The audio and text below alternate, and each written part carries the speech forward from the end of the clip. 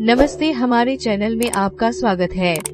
आज के वीडियो में हम विशेष रूप से अध्याय 2 ज्ञान के योग पर ध्यान केंद्रित करते हुए श्रीमद् भागवत गीता की गहन शिक्षाओं की बातें करेंगे। ये अध्याय ज्ञान का खजाना है जो जीवन की चुनौतियों और दुविधाओं को नेविगेट करने के बारे में मार्गदर्शन प्रदान करता है। जैसे ही हम इस अध्याय से प्रमुख अंतर्दृष्टि का पता लगाते हैं और व्यक्तिगत विकास और आंतरिक शांति के लिए उन्हें अपने जीवन में लागू करना सीखते हैं। इससे पहले कि हम शिक्षाओं में गोता लगाएं, उस सब्सक्राइब बटन को हिट करना सुनिश्चित करें और नोटिफिकेशन बेल चालू करें ताकि आप हमारी किसी भी ज्ञानवर्धक सामग्री को याद करें। और यदि आप इस वीडियो में मूल्य पाते हैं तो इसे अपने अंगूठे और अपने दोस्तों और परिवार के साथ शेयर करने के लिए मत भूलना। साथ में आइए श्रीमद् भगवत गीता के कालातीत ज्ञान से प्रेरित इस परिवर्तनकारी यात्रा को शुरू करें। अब अध्याय 2 के सार को समझने से शुरू करते हैं।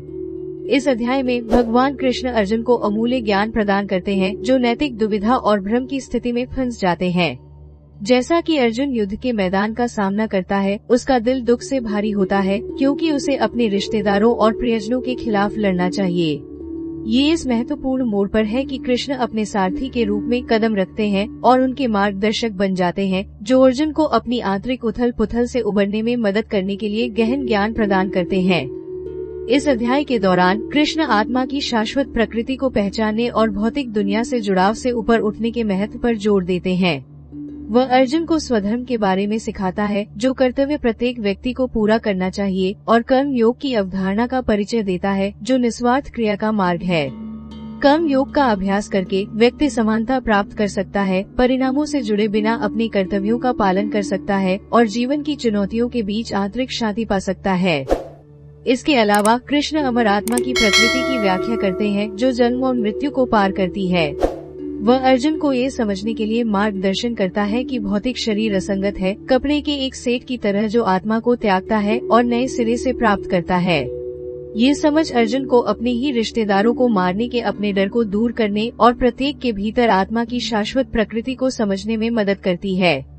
जैसा कि हम अध्याय 2 की शिक्षाओं का पता लगाते हैं, हम आपको ये प्रतिबिंबित करने के लिए आमंत्रित करते हैं कि ये गहन पाठ आपके स्वयं के जीवन पर कैसे लागू किए जा सकते हैं।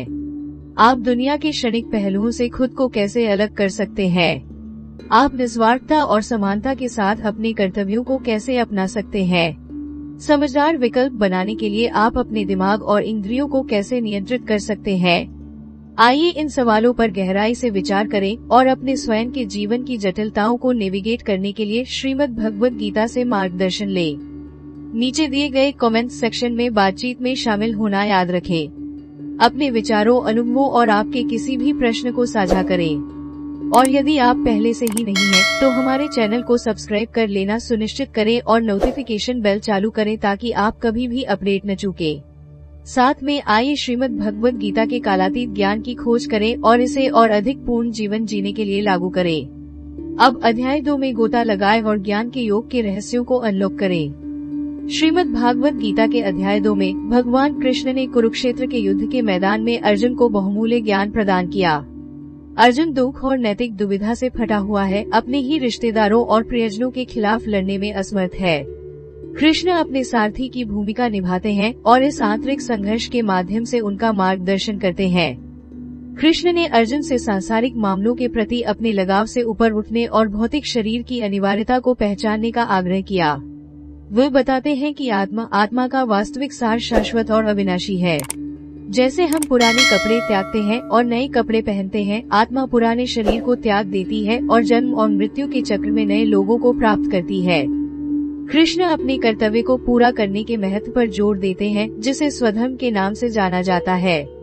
वो बताते हैं कि अर्जुन एक योद्धा होने के नाते धार्मिकता की रक्षा और न्याय को बनाए रखने का कर्तव्य है। अपनी जिम्मेदारियों से दूर रहना न केवल कायरता होगी, बल्कि अपने स्वभाव के खिलाफ भी जाना होगा। इसके अलावा कृष्ण कर्म योग की अवधारणा का परिचय देते हैं, जो निस्वार्थ क्रिया का मार्ग है।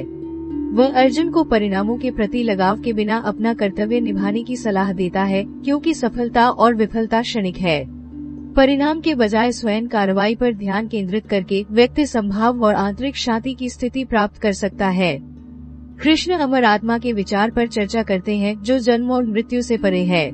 वो बताते हैं कि जिस तरह एक व्यक्ति घिसे पिटे कपड़ों को त्यागता है और नए लोगों को डालता है, आत्मा पुराने शरीर को त्याग देती है और नए लोगों को प्राप्त करती है। मृत्यु केवल एक संक्रमण है, आत्मा के लिए कपड़े का परिवर्तन। अपने ही रिश्तेदारों को मारने के बारे में अर्जुन की चिंता को संबोधित करते हुए कृष्ण आत्मा की शाश्वत प्रकृति की व्याख्या करते हैं। वह कहता है कि आत्मा न तो पैदा होती है और नहीं मरती है। ये शाश्वत और अविनाशी है जो भौतिक शरीर के भीतर रहता है। भौतिक शरीर नश्वर है लेकिन आत्मा अमर है। कृष्ण मन और इंद्रियों को नियंत्रित करने के महत्व पर प्रकाश डालते हैं क्योंकि वे एक भटक सकते हैं। वो बताते हैं कि इंद्रियां स्वाभाविक रूप से बाहरी सुखों से आकर्षित होती हैं, जो किसी के फैसले को बादल सकती हैं और लगाव और पीड़ा को जन्म दे सकती हैं। आत्म अनुशासन और आत्म नियंत्रण का अभ्यास करके व्यक्ति इंद्रियों में महारत हासिल कर सकता है और आंतरिक स्थिरता की स्थिति प्राप्त कर सकता है। अध्याय का समापन अर्जुन के साथ कृष्ण की शिक्षाओं के महत्व को महसूस करता है। वह स्वीकार करता है कि वह भ्रमित और अज्ञानी था, लेकिन कृष्ण के शब्दों ने उसके संदेह को दूर कर दिया और उसे स्पष्टता दी। अर्जुन कृष्ण के मार्गदर्शन का पालन करने और एक योद्धा के रूप में अपने कर्तव्य को पूरा करने के लिए दृढ़ हो जाता है। आइए हम श्रीमद् भागवत गीता के अध्याय 2 की शिक्षाओं पर विचार करें और उन्हें अपने जीवन में लागू करें। अर्जुन की तरह हम अक्सर दुविधाओं और चुनौतियों का सामना करते हैं जो हमारे फैसले को बादल सकती हैं और भ्रम पैदा कर सकती हैं। भौतिक दुनिया की अपूर्णता को पहचानकर और अपने शाश्वत स्वयं पर ध्यान केंद्रित करके हम आंतरिक शांति और स्थिरता की भावना पा सकते हैं। परिणामों से जुड़े बिना हम अपने कर्तव्यों को निस्वार्थ रूप से पूरा करने का प्रयास करते हैं। आत्म अनुशासन के माध्यम से अपने दिमाग और इंद्रियों को नियंत्रित करके हम विकर्षणों को दूर कर सकते हैं और समझदार निर्णय ले सकते हैं। अंत में हम अपने संदेह को दूर करने और अपने रास्तों में स्पष्टता हासिल करने के लिए ज्ञान और मार्गदर्शन चाहते हैं। हम कृष्ण की शिक्षाओं को अपना सकते हैं और उन्हें अपने दैनिक जीवन में लागू करने के लिए एक अधिक उद्देश्यपूर्ण और पूर्ण अस्तित्व का नेतृत्व कर सकते हैं। श्रीमद् भगवत गीता के अध्याय 2 के माध्यम से इस ज्ञानवर्धक यात्रा में शामिल होने के लिए धन्यवाद। हमें उम्मीद है कि आपको जीवन की जटिलताओं को नेविगेट करने के लिए प्रेरणा और व्यावहारिक अंतर्दृष्टि मिली।